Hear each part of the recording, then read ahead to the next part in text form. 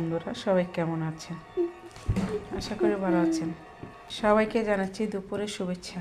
করছি দুপুরের একটি প্লেট নিয়েছি। ভাত, এখানে চিংড়ি মাছ দিয়ে বাঁধাকপি ভাজি করেছি,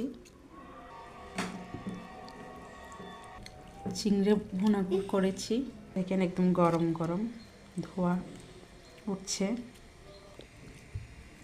গরম গরম ভাত, গরম গরম চিংড়ি ভুনা, কপি ভাজি, 2 পিস কাঁচামরিচ, সাথে নিচ্ছি 1 পিস লেবু, নিচ্ছি 1 বাটি ডাল। তো সেটা গরম গরম। আসলে শীতকালের দুপুরের গরম গরম সব কিছু খেতে অনেক ভালো লাগে। তো এই ছিল আজকের দুপুরের আমার প্লেট।